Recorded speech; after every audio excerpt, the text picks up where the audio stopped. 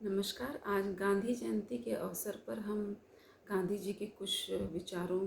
पर चर्चा करेंगे। एक ही वीडियो में सारी बातें कर लेना गांधी जी के बारे में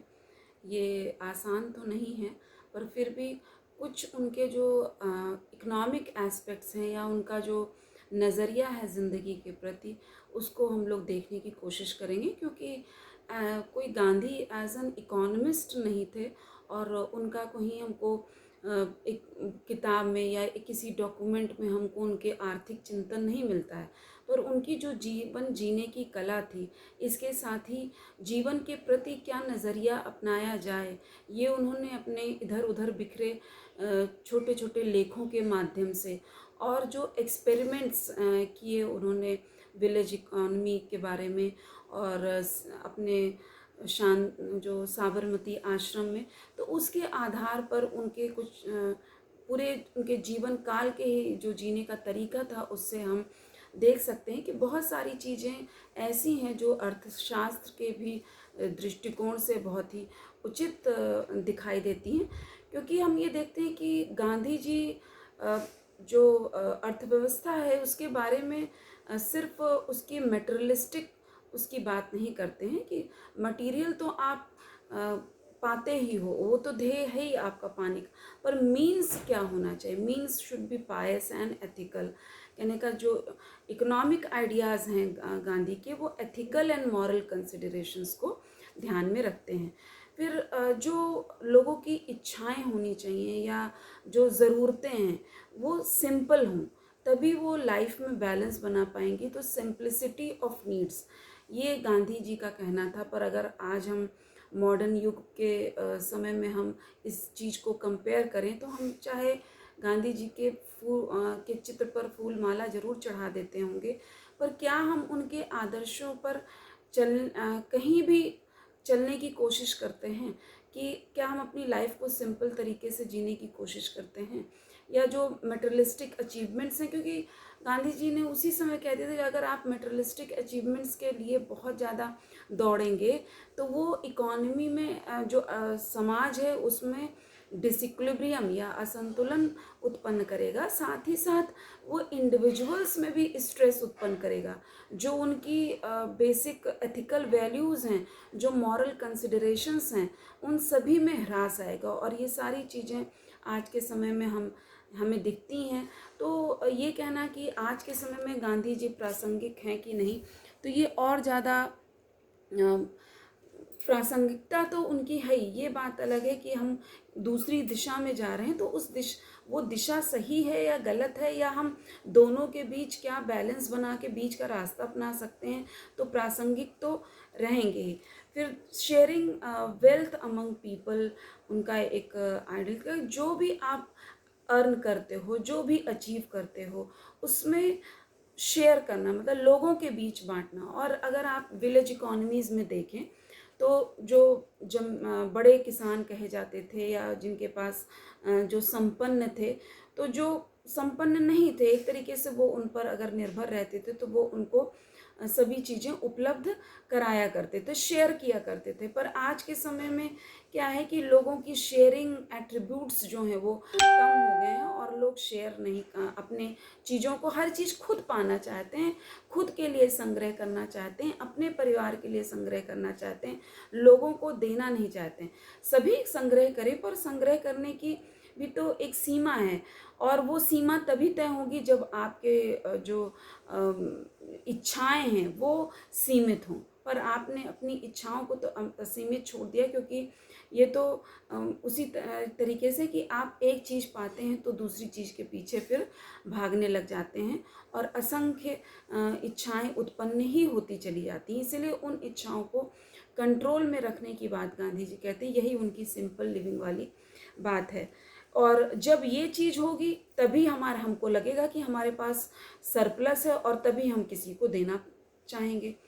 वरना चाहे कोई करोड़पति हो, चाहे कोई लखपति हो, चाहे कोई अरबपति हो, चाहे जितना भी अमीर हो, अगर वो जो उसने अर्जित किया है उसमें से किसी को देने की इच्छा नहीं रखेगा, क्योंकि उसको लगेगा कि मेरे उपभोग के लिए ही कम है, वर्तमान उपभोग के लिए भी और जो भविष्य में उपभोग वो कर सकता है उसके लिए भी कम है, हमेशा उसकी लालसा बनी रहेगी, तो फिर उसके पास ये सरप्लस उसको नहीं लगेगा। सरप्लस तो रहेगा और उसको ये नहीं महसूस होगा कि उसके पास इतना सरप्लस है कि वो लोगों में बांट सके। जो समाज में असमानताएं हैं वो उत्पन्न ही ना हो अगर सभी अपनी नीड्स भर का, जो एक रैशनल नीड्स हैं बस उतने भर का अपने पास रखें, बाकी समाज का हिस्सा मानकर उसमें या तो डिस्ट्रीब्यूट कर दें या तो उससे ज़्यादा अर्जित करने की कोशिश ना करें। अगर एक्सेस में है तो बेटर है कि उसको डिस्ट्रीब्यूट कर दें। पर आप देखिए, अगर ये धारणा लोग लेके चलते तो करप्शन कहाँ से जन्म होता। जब करप्शन में आप जो भी लोग इन्वॉल्व हैं उसमें, तो उनकी भूख कभी शांति ही नहीं होती है। वो कभी ये सोचते ही नहीं है कि हमारे काउंटर पार्ट्स हैं जो हमारे साथ जीवन मतलब देश में अगर रह रहे हैं तो वो भी तो आपके साथ को एग्जिस्ट कर रहे हैं, हम किसी दूसरे का हिस्सा खा रहे हैं, ये कभी वो नहीं सोचते थे। एक तरीके से दूसरे का हिस्सा लेना भी तो वो मतलब आप चोरी कर रहे हैं, दूसरे को जो उसको मिलना चाहिए उसको नहीं दे रहे हैं। तो फिर है कि गांधी जी इस फेवर में तो डिसेंट्रलाइज्ड इकोनॉमी का, डिसेंट्रलाइजेशन वो इकोनॉमिक लेवल पे भी चाहते थे, पॉलिटिकल लेवल पे भी चाहते थे। डिसेंट्रलाइजेशन या विकेंद्रीकरण का मतलब जो भी व्यवस्थाएं बने वो नीचे से ऊपर की ओर जाए, नहीं ना कि ऊपर से नीचे की ओर, क्योंकि जो लोकल लोग हैं या लोकल वो अपने लोकल संसाधनों को ज़्यादा अच्छे से समझ सकते हैं और उसके थ्रू जो वो मैन्युफैक्चर कर रहे हैं उसका उपभोग और उसकी मार्केटिंग वो करें तो वो बेटर रहेगा। ये तो इकोनॉमिक डिसेंट्रलाइजेशन, जो नीतियां हैं वो नीचे लेवल पे से बनकर शुरू हों या उनके इंटरेस्ट को ध्यान में रखा जाए, उनसे वार्तालाप किया जाए, उनसे वो क्या चाहते हैं ये चीज़ उनसे समझी जाए और फिर उसके अकॉर्डिंग नीतियाँ बनाई जाए। हालांकि गांधी जी का तो मतलब ये था कि लोकल लेवल पे ही लोग अपनी नीतियाँ बनाएं। जैसे जो ट्राइबल्स हैं तो उनके रहन सहन की, उनकी जो परिस्थितियाँ हैं, उनके जो कल्चर है, जो उनकी सोच है वो औरों से अलग हो सकती है। इसी तरीके से गांव की भी अपनी ब्यूटी है, तो उनकी जो कल्चरल कंसिडरेशंस हैं वो एकदम अलग हैं। तो उन सब चीज़ों को हमें डिस्ट्रॉय नहीं करना है। ये नहीं कि जो है आप उनको सुविधाएं देने की उसमें आप उसके उनके कल्चर को डिस्ट्रॉय कर दें, क्योंकि जो अर्थ है चाहे इकोनॉमिक कंसिडरेशंस हो चाहे पॉलिटिकल कंसिडरेशंस हो, उसमें जान तभी है जब उसमें धर्म और उनके कल्चर को आप परपेचुएट कर पा रहे हैं। कोई भी देश, कोई भी राज्य बिना किसी अपनी कल्चरल वैल्यूज़ के या बिना किसी भी अपनी आइडियोलॉजी को या धर्म को फॉलो किए वो एक तरीके से निर्जीव है। तो उसके बगैर तो काम चलेगा ही नहीं। और ये तभी हो सकता है जब डिसेंट्रलाइज लेवल पे सबकी अपनी जो संस्कृतियां हैं उनको संरक्षित किया जाए। फिर बोथ इकोनॉमिक्स और politics realise should be the means to the realisation of spiritual and cultural goals and development of human person, spiritual elevation and liberation. कि समाज के साथ समाज कैसे विकसित होगा जब व्यक्ति में, हर एक व्यक्ति में अपने कुछ वैल्यूज़ होंगी, स्पिरिचुअल वैल्यूज़ होंगी, क्या सही है क्या गलत है। एक बार कोई भी काम करने के पहले हमको अगर हम सोच रहे हैं, अगर हमारी मॉरल वैल्यूज़ हाई हैं, अगर हमारे एथिकल कंसिडरेशंस हैं, तो जो समाज में बुराइयां हैं, विकृतियां हैं, वो अपने आप स्वतः ही समाप्त हो जाएंगी। क्यों ये बुराइयां या विकृतियां बढ़ रही हैं, इसको कोई भी सरकार या कोई भी एडमिनिस्ट्रेशन कोई कंट्रोल नहीं कर सकता जब तक सभी इंडिविजुअल्स अपने आप में वो चेंजेस लाने की कोशिश नहीं करते हैं। जिसमें कि एक एजुकेशन एक माध्यम है कि एजुकेशन कल्चरल वैल्यूज़ भी सिखाए, साथ ही साथ एजुकेशन जो लिविंग है, minimum standard of living maintain करने के लिए जो ज़रूरी है वो चीज़ें सिखाए। आज आपका थोड़ा मॉडर्नाइज्ड, उसमें आप कह रहे हैं कि फिर 6 क्लास से कोडिंग सिखाएंगे बच्चों को, पर कुछ ना कुछ एक कला उनको सीखनी है, कोई वोकेशनल नॉलेज उनको एक्वायर करनी है कि कुछ स्किल हो जिससे वो कुछ ना करने को मिल रहा हो फिर भी कुछ अपने लिए वो क्रिएटिविटी को एनहांस करिए जिससे वो कुछ ना कुछ कर लें। तो इससे क्या होगा कि एम्प्लॉयमेंट भी जनरेट होगी और साथ ही साथ जो भी काम लोग करेंगे उसको ज़्यादा अच्छे तरीके से करेंगे। और welfare of the poorest of the poor, जैसे अंत्योदय की बात करते हैं, तो जो सबसे गरीब है उसके भी कल्याण की बात करना, ये गांधी जी की, विनोबा भावे की, दीनदयाल उपाध्याय जी की, अगर आप इंटीग्रल ह्यूमनिज्म को लीजिए, सभी का एक जो बेसिक कंसेप्ट है वो यही है, जो गरीब से गरीब है उसका भी विकास, मतलब उसको भी सब जिस तरीके से आगे बढ़ रहे हैं वो भी आगे बढ़े और उसके अंदर भी कल्चरल वैल्यूज़ इनकलकेट हों, उसकी बेसिक नेसेसिटीज़, बेसिक नीड्स पूरी हों, उसको भी एम्प्लॉयमेंट मिले, क्योंकि सबको काम मिलना ज़रूरी है। अगर लोग आइडल रहेंगे तो और ज़्यादा विकृतियाँ उत्पन्न होंगी, तो इस वजह से काम मिलना ज़रूरी है। और काम कैसे मिलेगा कि लोग एग्रीकल्चर तो फॉलो कर ही रहे हैं, पर एग्रीकल्चरल एक सीजनल एक्टिविटी होती है और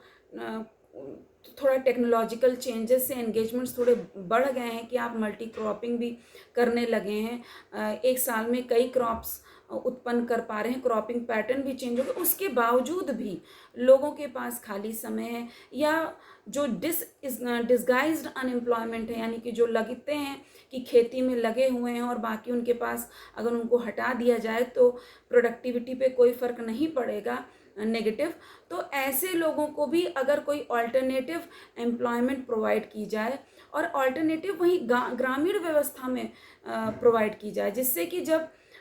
थोड़ा समय वो अपनी खेती बाड़ी के लिए भी निकाल सकें और बाकी जो उन्होंने एलाइड एक्टिविटीज़ जैसे फिशरी है, आपका मधुमक्खी पालन है, आप तालाब मछली पालन है, मत्स्य पालन है, और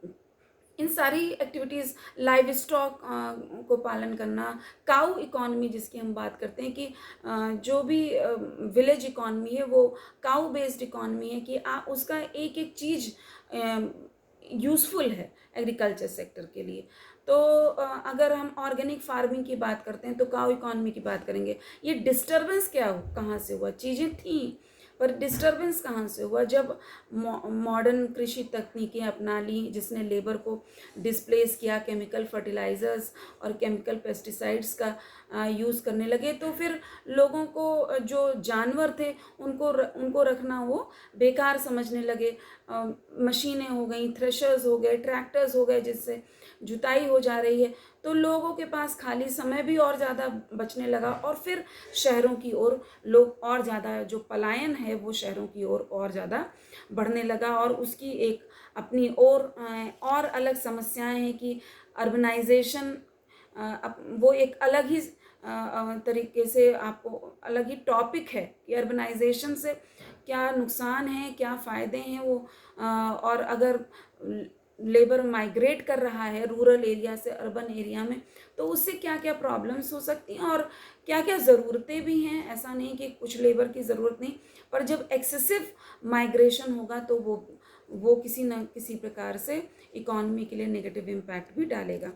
फिर everybody should get sufficient work, सभी को काम मिलना ज़रूरी है, क्योंकि हम चाहे अपनी ग्रोथ चाहे जितनी भी बढ़ा लें, अगर काम सबको नहीं मिल रहा है इसका मतलब असमानताएं बहुत तेज़ी से बढ़ रही हैं और इनइक्वालिटीज़ या असमानताएं जो हैं वो एक तरीके से वायलेंट मीन्स हैं। वायलेंस का मतलब खाली किसी को मार काट देना नहीं, किसी का हिस्सा हड़प लेना, ये भी एक तरीके से वायलेंस ही है। तो जितनी इनइक्वालिटीज़ होंगी वो वायलेंस को और एक तरीके से प्रमोट करती हैं। गांधी जी ने ऐसी मशीन्स का अपोज किया, क्योंकि शुरू में तो वो मशीन्स को अपोज कर ही रहे थे, और क्योंकि उनको बिलीव करते थे वो कि अगर मशीन्स आएंगी तो नेचुरल सी बात है वो लेबर को डिस्प्लेस करेंगी। जो काम 10 लेबर मिलके करते थे, अगर 2 लेबर मिलके करेंगे तो वो 8 लेबर अनएम्प्लॉयड तो होंगे ही। और वो समस्याएं हम आज की डेट में देख रहे हैं कि हम चाहे जितनी ग्रोथ रेट अचीव कर रहे हैं, चाहे जितना डेवलपमेंट कर रहे हैं, उसके बावजूद अनएम्प्लॉयमेंट बढ़ती ही जा रही है, या हम एम्प्लॉयमेंट प्रोवाइड उस रेशियो में नहीं कर पा रहे हैं। तो अगर हम अनएम्प्लॉयमेंट की प्रॉब्लम को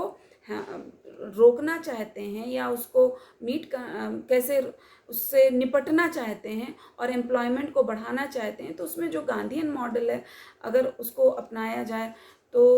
बहुत ज़्यादा हेल्पफुल है। क्योंकि village and small scale and cottage industries को इन्होंने कहा, और गवर्नमेंट्स इस पे फोकस समय समय पर करती भी रही हैं। पर उसके साथ साथ जो अब जैसे कुछ प्रोडक्ट्स हैं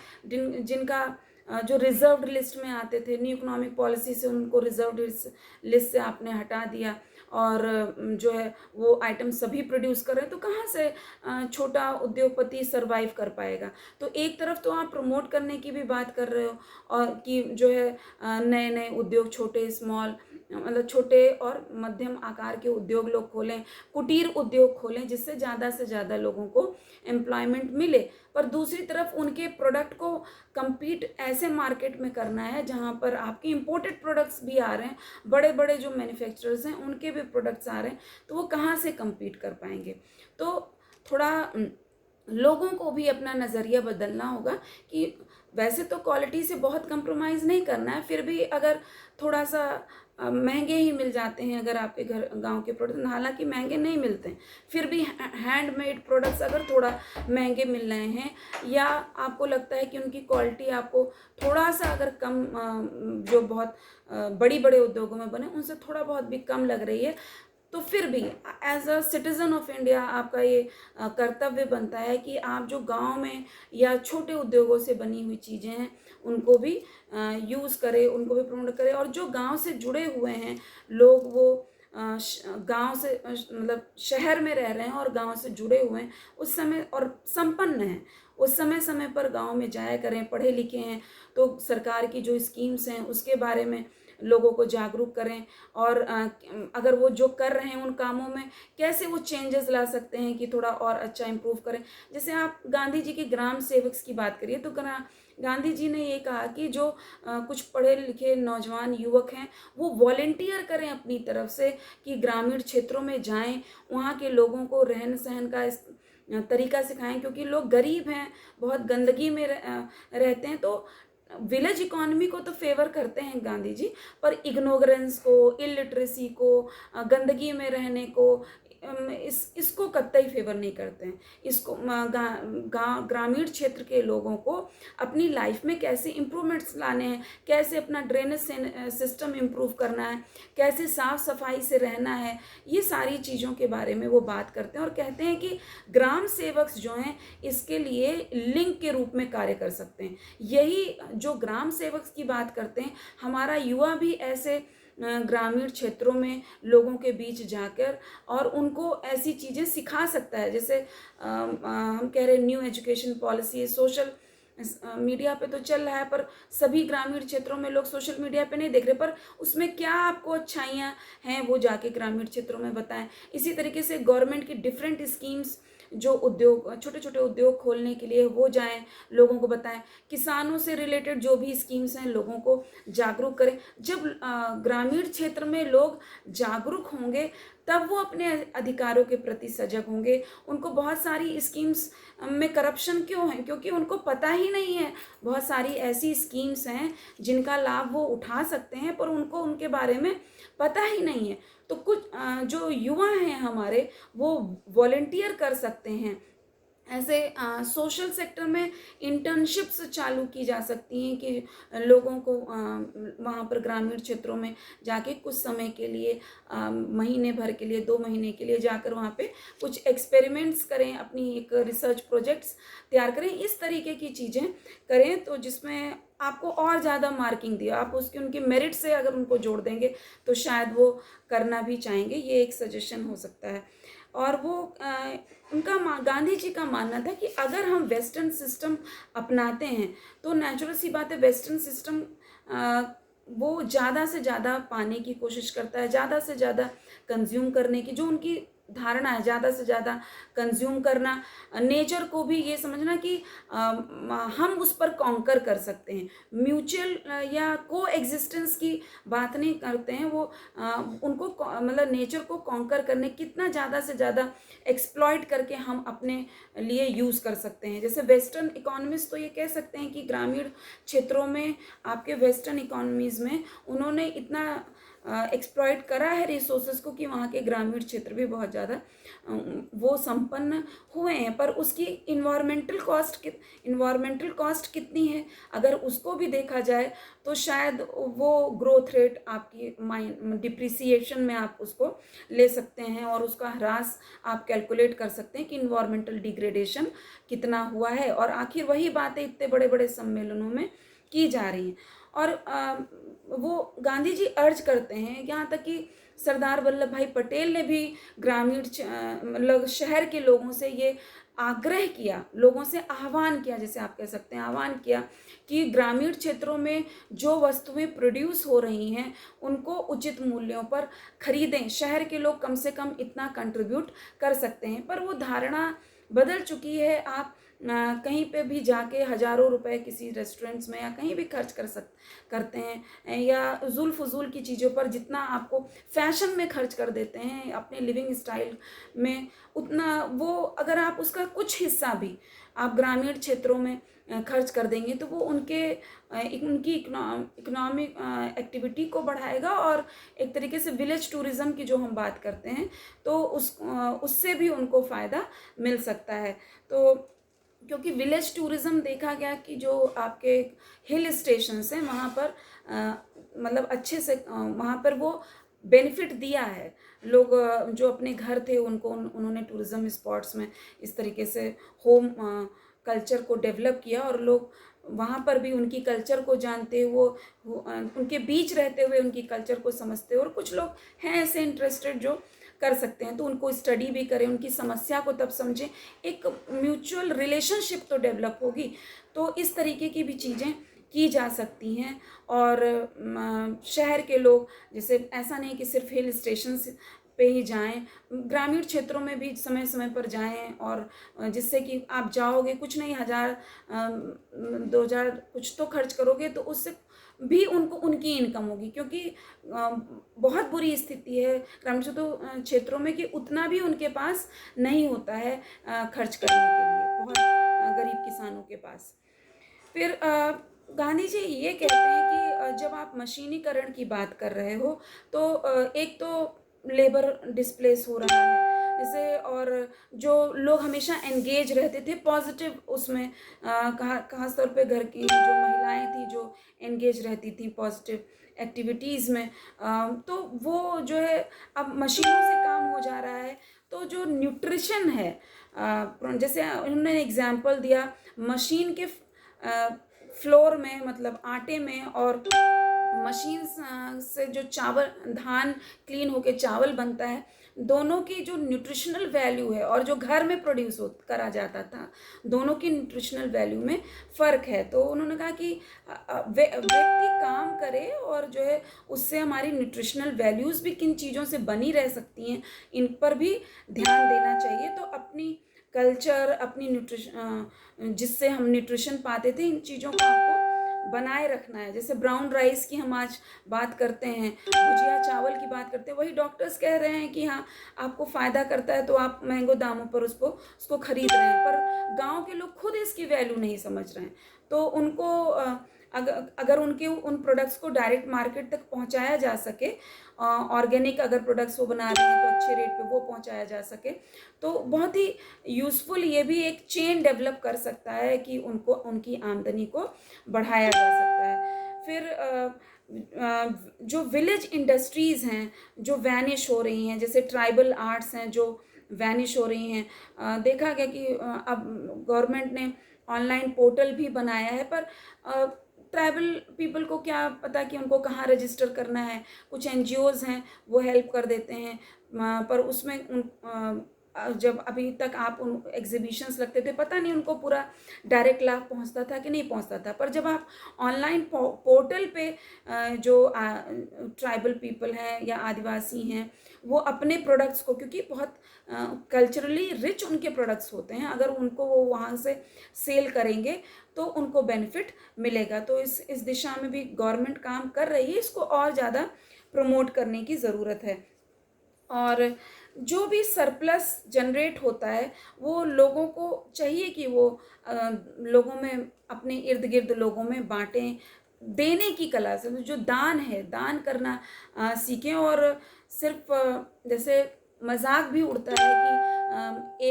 एक केला पकड़ा रहे हैं और 4 लोग मिलके एक गरीब को पकड़ा रहे हैं, या एक पैकेट पकड़ा भोजन का पकड़ा रहे हैं 4 लोग मिलके, तो इस तरीके का दान नहीं, मतलब वाकई में आप हेल्प करना चाह रहे हो कि आप चाहे दिखे भी ना भी दिखे, पर जो है जनरली वाकई में आप हेल्प कर रहे हो एक सफिशेंट अमाउंट में, कि आप मजाक का पात्र ना बने, पर आप अपनी इनकम का 1% खर्च करें, क्योंकि वो सभी धर्मों में कहा गया है। अगर आप कुरान पढ़ते हैं तो उसमें भी आपको कुछ हिस्सा अपनी इनकम का निकालना है। इसी तरीके से हिंदू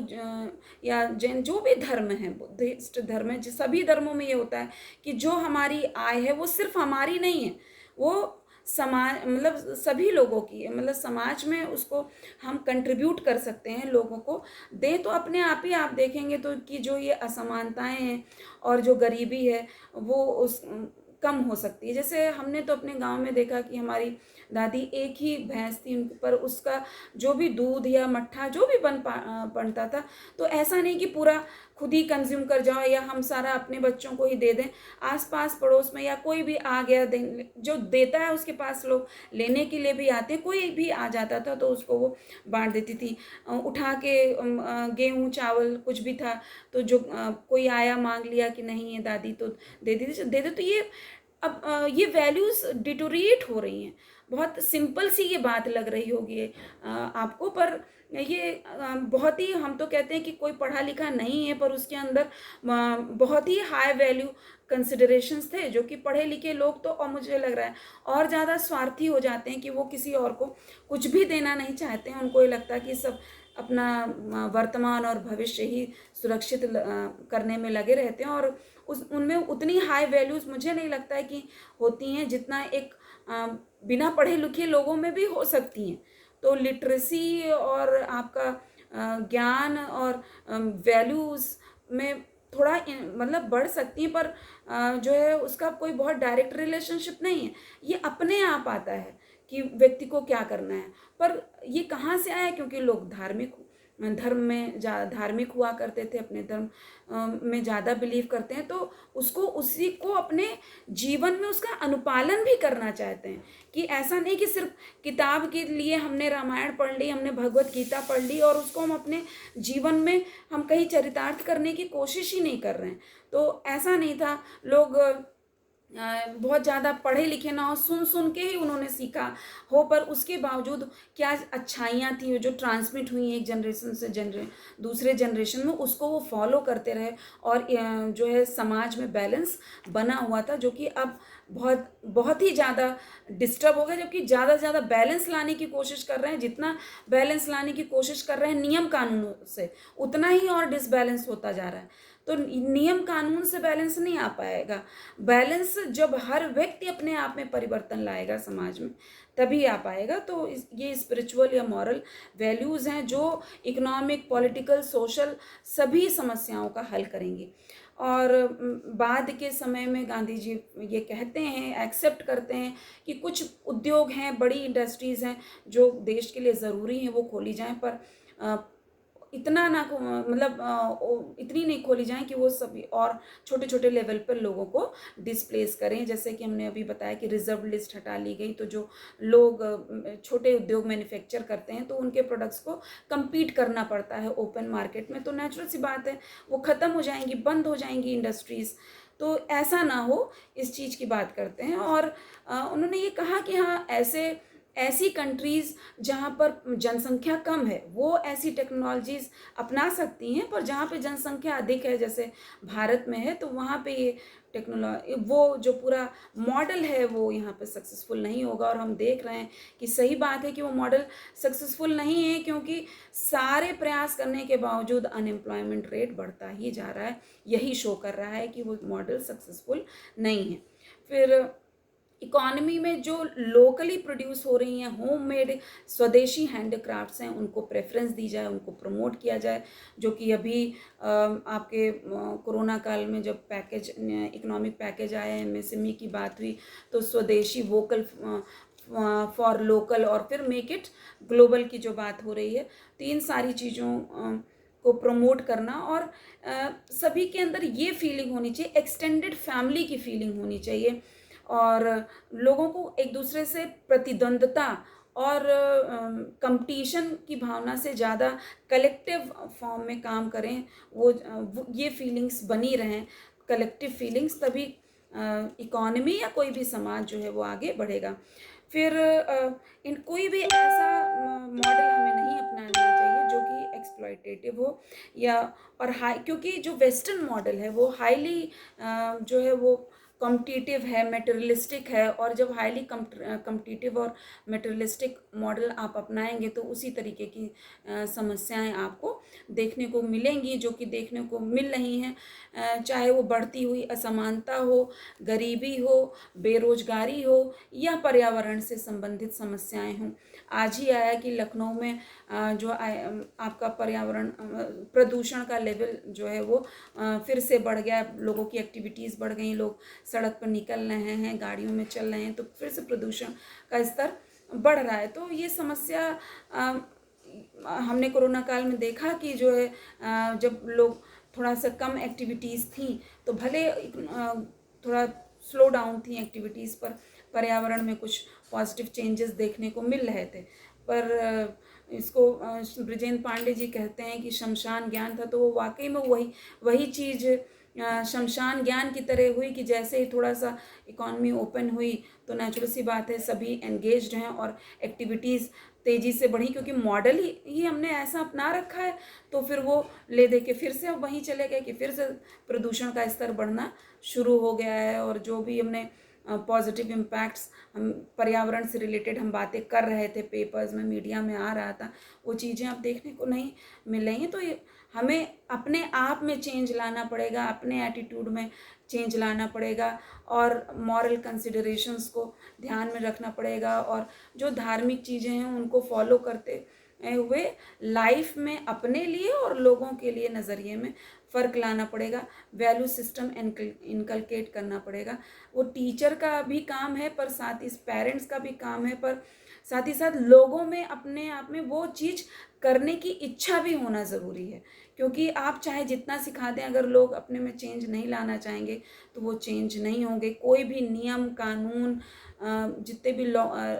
रेगुलेशंस हैं, लॉज हैं, इसको चेंज नहीं कर सकते हैं। और there is time to rethink over the model which we have adopted. और कोई बीच का कोई जो हमारा अपना कोई अलग मॉडल, जिसको हम भारतीय मॉडल कह सकें, ऐसा कुछ अपनाइए। और ये जो इंटरनेशनल रैंकिंग्स के पीछे हमेशा पड़े रहते हैं, इससे थोड़ा सा मोह त्यागना पड़ेगा, क्योंकि अगर आप उस प्रतिद्वंद्विता पे रहेंगे तो वो जो आपकी समस्याएं हैं वो मुझे नहीं लगता है कि समाप्त होंगी। धन्यवाद।